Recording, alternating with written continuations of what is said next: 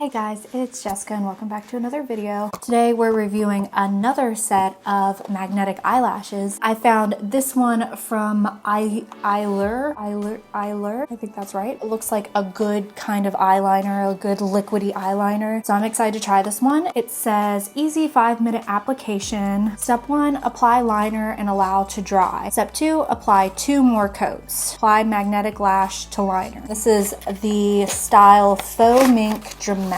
Oh, they look really pretty. I don't really think I need the directions. It seems pretty straightforward, so. Oh yeah, this is the kind of eyeliner I like on a little brush, like an actual skinny brush.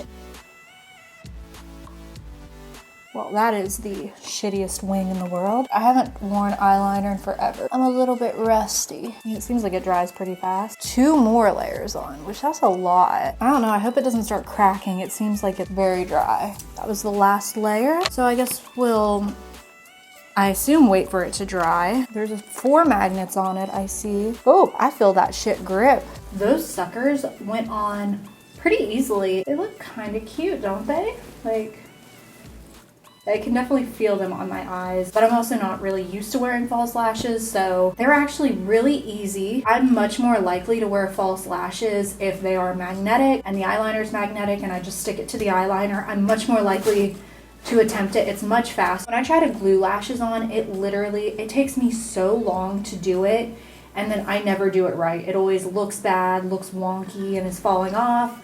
It's always really uncomfortable, and like they always end up like falling off by the end of the day. But these, I literally did these in 5 minutes. I like this one way better than, I think the other one I tested was an Ardell magnetic lashes kit, and it was around the same price, I think. I hope you guys enjoyed that video, and if you did, then please subscribe and stick around and watch some more videos if you like. And I'll see you in my next one.